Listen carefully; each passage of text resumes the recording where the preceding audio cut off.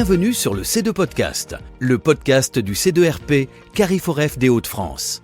Le C2 Podcast qui vous permet de passer un moment en compagnie d'un expert ou bien d'acteurs du terrain pour partager avec eux leur vision, leurs pratiques professionnelles ou encore leurs projets. Son principal objectif consiste à rapprocher les acteurs du monde de l'orientation, de la formation et de l'emploi.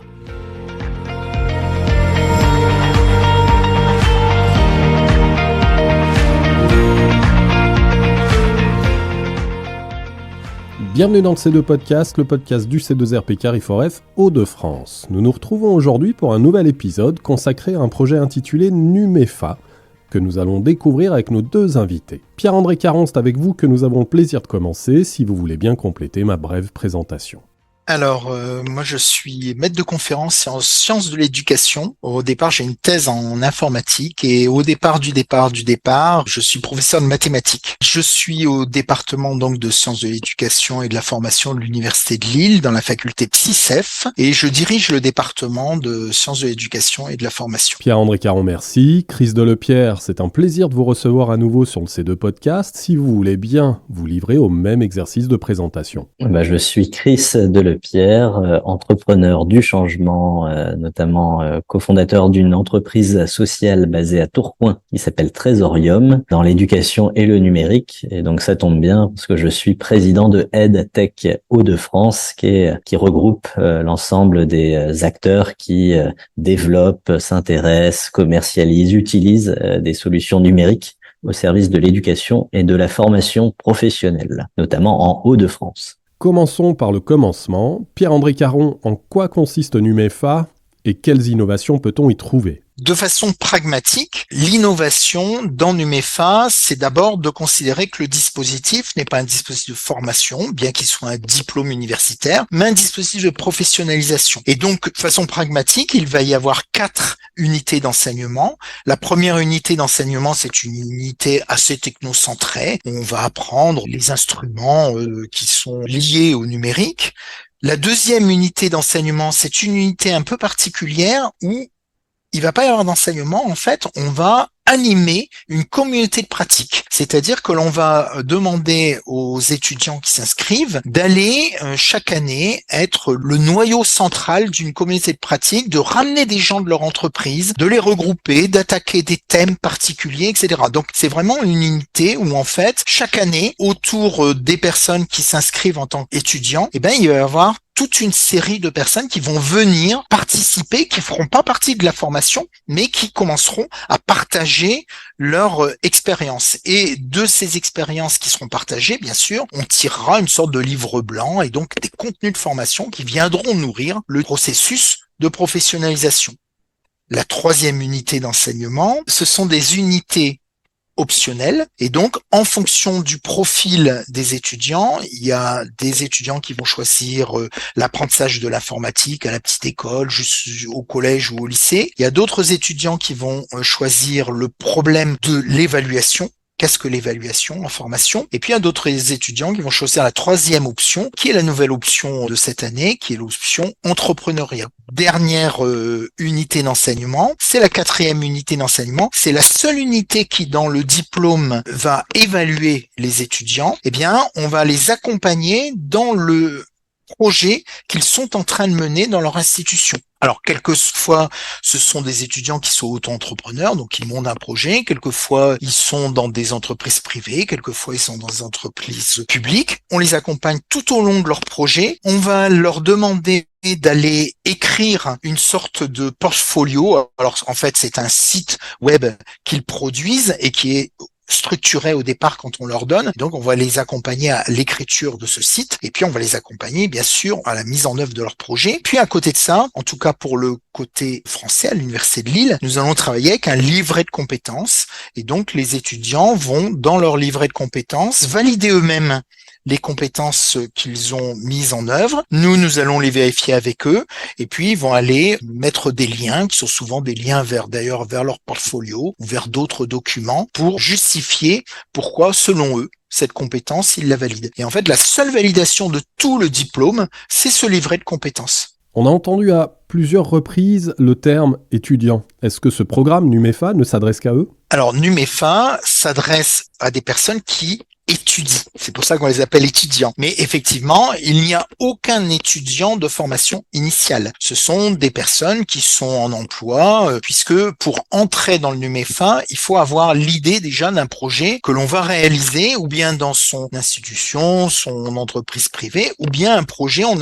a des auto-entrepreneurs, des personnes qui veulent monter leur entreprise dans le domaine de l'éducation et du numérique. On a donc affaire à une multitude de profils apprenants en emploi et pour certains même, comme vous l'avez dit, en création d'activités. Chris Dolpierre, cela vous concerne. Comment qualifier la participation, l'apport, l'intérêt d'EdTech Hauts-de-France dans le projet ? Nous, de notre côté, au niveau de EdTech Hauts-de-France, on voulait en tout cas accompagner les jeunes pousses, les créateurs d'entreprises dans la EdTech. Et donc, naturellement, en tout cas, la vie a fait qu'on s'est rapproché de l'Université de Lille, qui nous a permis justement de nous orienter vers un DU, donc un diplôme universitaire qu'on a commencé à co-construire avec les acteurs de l'écosystème EdTech. Donc, il y a des entreprises, des écoles, pour se dire, au lieu de recréer un nouveau DU, autant mutualiser avec ce qui existait déjà. Et donc, le DU NUMEFA avait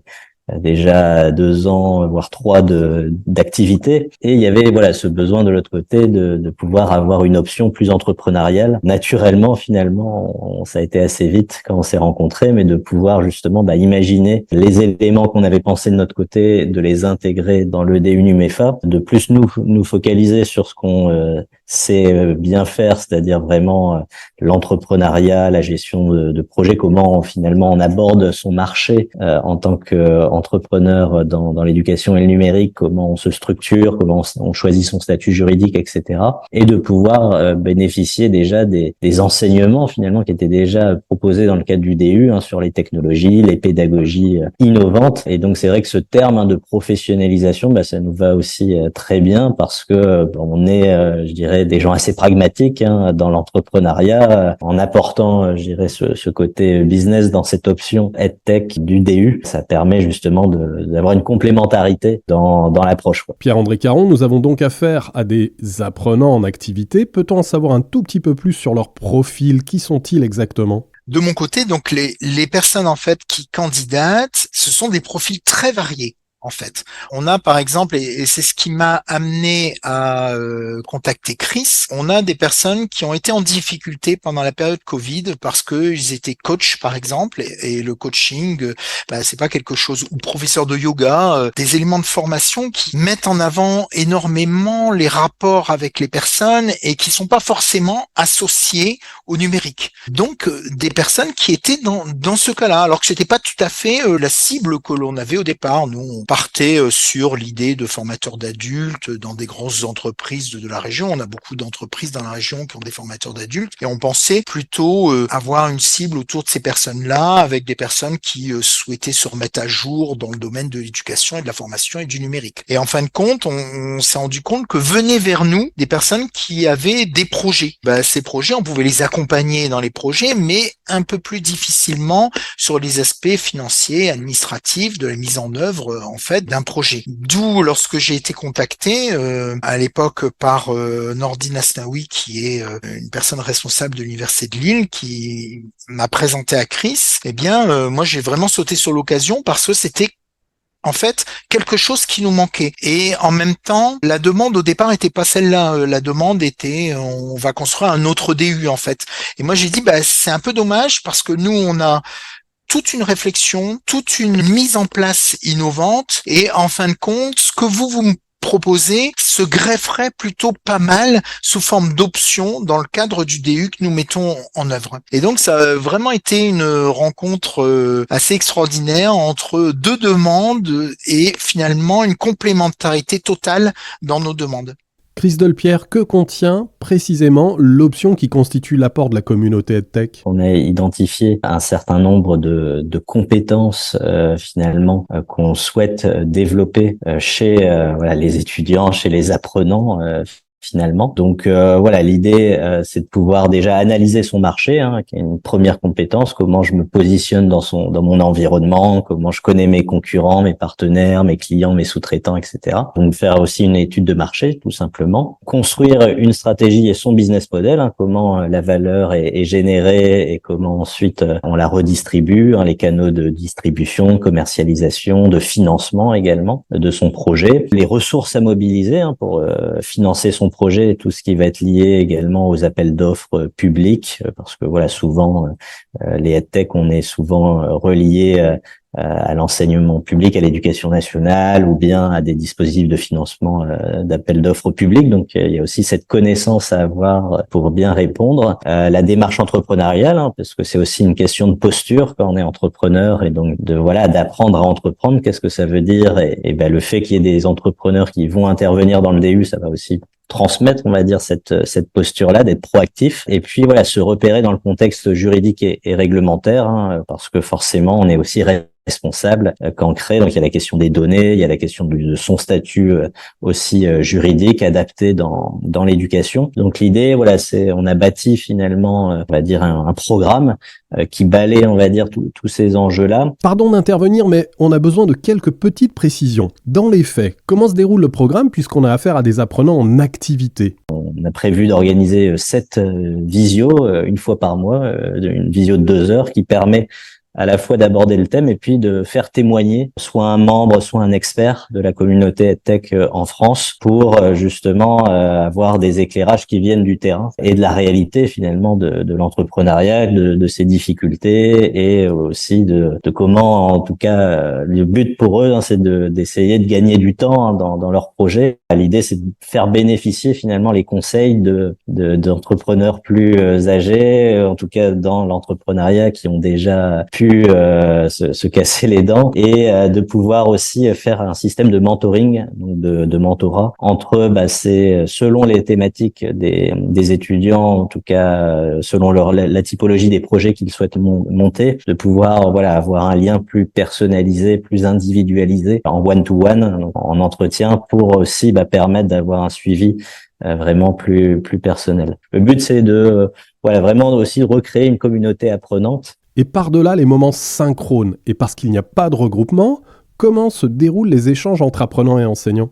Dans le dispositif de professionnalisation, la première unité d'enseignement est en fait assez explosée. L'enseignant attend que les étudiants aient décrit leur projet pour commencer à attaquer justement les éléments de son cours. Et il y a beaucoup d'éléments du cours qui sont en asynchrone, qui vont donc être déposés sur la plateforme. Les étudiants qui vont réclamer un rendez-vous à tel moment, parce qu'en fait c'est eux, par rapport à la chronologie de leur projet, qui vont décider des rendez-vous de formation. Dans le cadre de la deuxième unité, c'est l'unité qui construit la communauté. Là, c'est pareil. En fait, dans le premier cycle de cette communauté, l'enseignante Avril Trail va en fait avoir beaucoup de réunions avec les étudiants. Et puis après, à la fin, c'est presque eux qui organisent eux-mêmes les cycles de la communauté, en fait. Quant à la dernière unité, celle que nous organisons, nous sommes répartis les étudiants. On a fixé des semaines d'intervention, c'est-à-dire on leur a dit semaine 42, c'est à ce moment-là où vous devez prendre rendez-vous avec nous. Mais en fait, c'est eux qui vont décider des heures, des jours et même du sujet que l'on va aborder pendant cette réunion. Peut-on, s'il vous plaît, Pierre-André Caron, mentionner 1 ou 2 exemples de projets? L'année dernière, nous avons eu un projet, une enseignante de biologie et qui souhaitait étudier avec ses élèves l'empreinte carbone, l'écologie, etc. au travers de la technologie Minecraft. Son projet, c'était comment, avec Minecraft, je peux aborder l'empreinte carbone avec mes élèves. Voilà un projet. À côté de ça, on a des projets beaucoup plus compliqué. On a par exemple là actuellement un projet d'entreprise dans le métaverse. Je veux faire une entreprise de formation dans le métaverse. Alors, je ne sais pas ce que ça va donner puisque c'est un projet qui vient d'arriver. On le saura le 5 juin et je vous invite tous à l'Iliade à l'Université de Lille puisque le 5 juin, on présentera l'ensemble de ces projets. Chris Delpierre, je me souviens que nous avons déjà enregistré un podcast ensemble pour évoquer les badges. En est-il question pour NUMEFA ? Il se trouve que les badges numériques, les open badges existent, je pense, sur la version belge de NUEFA, À Lille, je pense que c'est le livret de compétences qui a été privilégié, mais en tout cas, pourquoi pas déjà sur mon option EdTech de pouvoir badger mon option, le parcours et de pouvoir visualiser la progression. Au final, voilà, le DU en soi est déjà très innovant et c'est ça aussi qui nous a plu au niveau de EdTech, de pouvoir aussi, je dirais, que ce soit donc sur le fond, mais aussi sur la forme, qu'il y avait aussi une incarnation de l'innovation dans la forme du DU. NUMEFA est désormais un projet lancé, Pierre-André Caron. Quelles sont désormais les perspectives? Quelles sont les évolutions envisagées? Alors, l'avenir se construit sur le passé, c'est-à-dire que déjà, NUMEFA s'est construit sur un projet européen, un projet où nous avons exploré 2 alternatives. En Belgique, il a été décidé d'explorer les open badges endossables. À l'université de Lille, on travaille déjà sur les badges. Nous sommes dans une démarche également d'innovation, de recherche, et il m'a semblé plus intéressant d'aller travailler sur un autre côté et sur le livret de compétences. Il faut savoir que la France est pionnière aussi sur le livret de compétences. On a imposé le livret de compétences à l'école primaire, à l'école maternelle. On est en train de l'imposer au niveau du collège et ça me semblait intéressant d'aller voir également et d'explorer le livret de compétences au niveau de la formation d'adultes en fait. Et dans la mesure où de toute façon l'université de Mons travaillait déjà sur les badges, ça nous permettait en même temps d'avoir 2 initiatives comparables. Cela annonce un avenir évidemment intéressant. Avec quelle marge de progression en termes de recrutement ?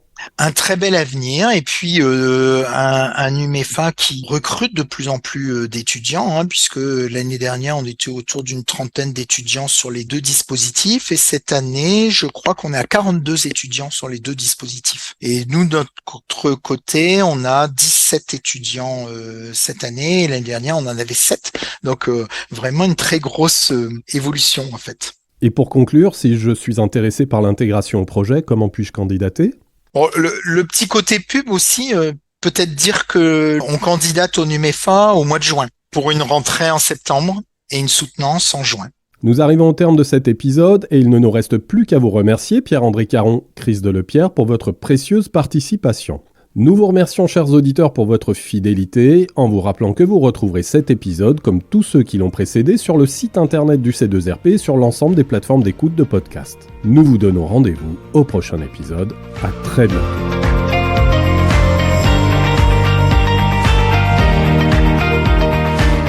Merci de votre écoute. Si vous avez apprécié cet épisode du C2 Podcast, n'hésitez pas à le partager avec vos collègues ou avec toute personne pour laquelle il sera intéressant et utile. Laissez-nous librement un commentaire, posez-nous vos questions sur le sujet traité par le podcast ou encore faites-nous part de vos idées pour un prochain C2 Podcast. Et pour ne rien manquer de notre programmation, abonnez-vous au C2 Podcast sur vos plateformes préférées, Apple Podcast, Deezer, Spotify. Vous ne manquerez aucun épisode.